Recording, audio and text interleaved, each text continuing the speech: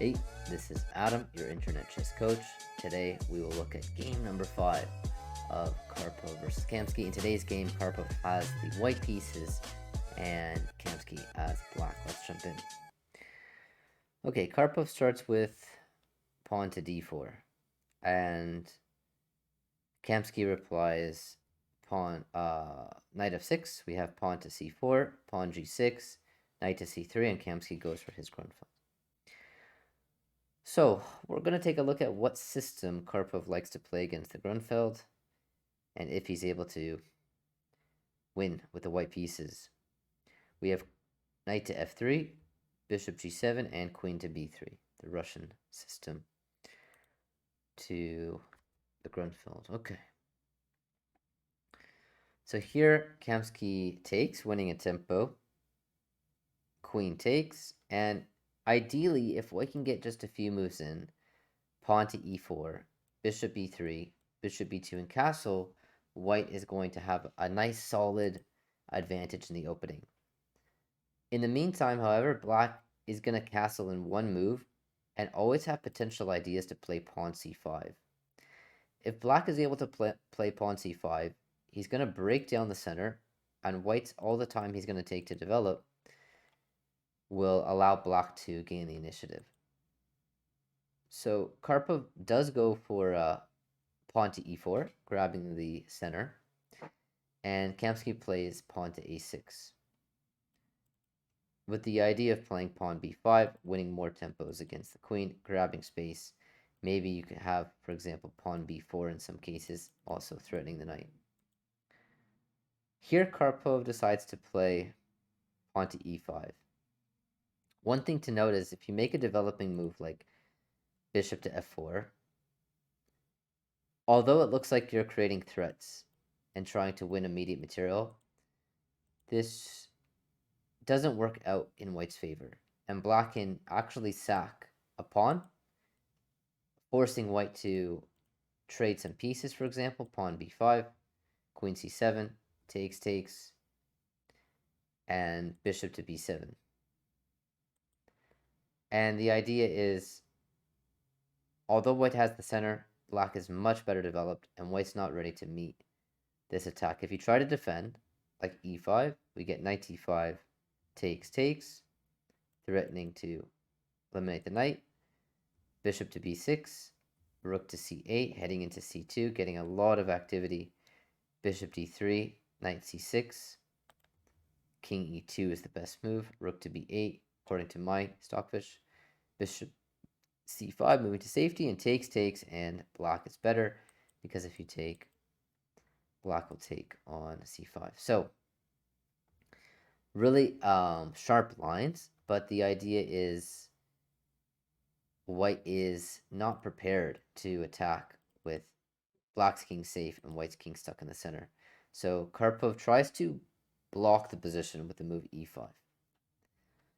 Now I also consider this at first glance to be not so desirable for white because of bishop to e6, trying to dominate the light squares. And after, for example, okay, b5 first, and after, for example, bishop e6, there was this move queen to a3, and white is actually better here, stopping c5 with the queen. A very kind of novel move, but nice idea to stop the advance. Generally, you might consider the queen to go to like c2, but then you can even play bishop f5 here, but knight to e5 is good enough for black. Black is slightly better here. Okay, so in the game, we have pawn to e5, pawn b5, queen to b3, and again, bishop e6 and queen to a3, white's better. So we have knight to d7. And the intention is very clear, to play pawn c5. So Karpov can play moves like bishop to e3, bishop f4, trying to make c5 a little bit less threatening. But he acts quite quickly and plays pawn to e6, trying to damage black's structure. We have takes, queen takes, king to h8, and now knight to e5 is a threat. Queen will be hit, and the bishop defends the knight. So Karpov avoids this with queen to e4. This also attacks the rook in the corner. We have knight to b6, defending the rook and opening up the bishop.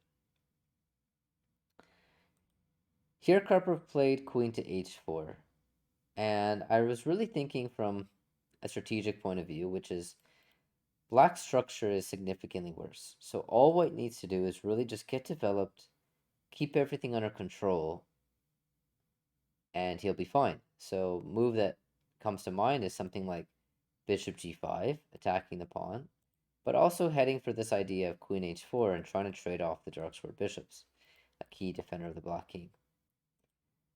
However, after knight to b6 was played, Karpov goes queen to h4, threatening this. We have knight to c6, hitting the pawn. White's king still stuck in the center. And Karpov plays bishop to d3. Bishop to h6, I thought was very powerful here, trying to trade off material. And after rook takes f3, bishop takes g7, king takes g7, pawn takes, knight takes, and long castle. It's true, white is actually slightly better here and was fully playable. However, Karpov found a different approach, which was to try to finish his development and also create an attack against the black king. After bishop d3, the rook sacks. And now I have a question for you, so pause the video if needed. What happens after bishop takes g6? Is this winning for white or losing for white? What do you think? Pause the video here. Try to calculate bishop takes g6. We're threatening mate on h7. Okay, welcome back. So bishop h6 is the most natural move. And if we're black and black simply defends with pawn to h6, white is completely crushing here with bishop takes h6.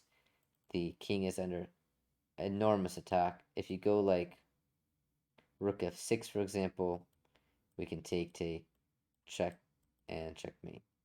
Just game over. And the king is not going to survive with the queen and two bishops attacking. However, after bishop g6, black has an amazing move, which is queen to g8. Defending against the threat, but also setting up a tactic of bishop f6 winning a tempo and winning the bishop. You have to take the rook if you want to get your material back. The knight was taken. But then bishop f6. And white is going to go down a piece. Sorry. So you did get a rook for the knight, but black is much better with the two pieces, and white's pawns are collapsing. Okay, so in the game we have not bishop takes g6, but pawn takes rook. We have knight takes d4, threatening the pawn on f3, bishop to e4, defending and attacking, and bishop to f5. You cannot take on f5 because of knight f3, winning the queen. We have bishop to e3, developing, and one idea you might consider is king to f1, sidestepping any checks and bringing the king to g2. However, I like Karpov's move because after bishop to e3, you're solving the problem and developing a piece rather than moving your king. And your ideal spot is on maybe even h1 with the king, away from the center. Okay, bishop to e3 was played. Kamsky goes pawn c5. And Karpov makes a drastic decision here, which was very odd to me. I thought a very natural move here was castles. But Karpov maybe saw something dangerous in the position, and he eliminates black's knight. And black's strongest piece in the position by far, as we can see, is this knight in the center. So it makes a lot of sense to capture it. However, castling first was ideal. Karpov takes. We get pawn takes. And there's some ideas here of giving away the knight, take, and rook g1, which we'll see later on, but not in this position. In the game, Karpov first goes rook d1. We have rook to c8 and rook to g1. Castling again, completely fine. getting your king safe and getting the rook active. But Karpov thought the king was okay, safe for the moment in the center.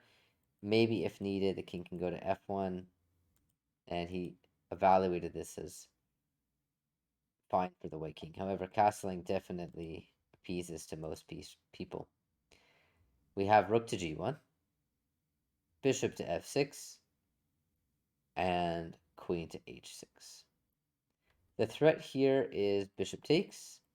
For example, I don't know, black makes some move, like knight to c4. We have bishop takes, and we have some potential attack on the um, g file and also the d4 pawn. So takes. We might consider taking here, winning a tempo first against the queen, trying to go after this pawn. And Kamsky didn't want any of it. He went bishop f6. We get queen h6, bishop g7, and Karpov repeated. Kamsky also repeated, and this game ended in a draw. So with the white pieces, Karpov unable to prove an advantage. In fact, black was even better here at the end. And we're going to have to see if Karpov strikes back with a different concept, at least in the Grunfeld, because this clearly didn't work. So I hope you enjoyed watching game number 5 of Karpov versus Kamsky, and I look forward to sharing with you game number 6 next time. Bye for now.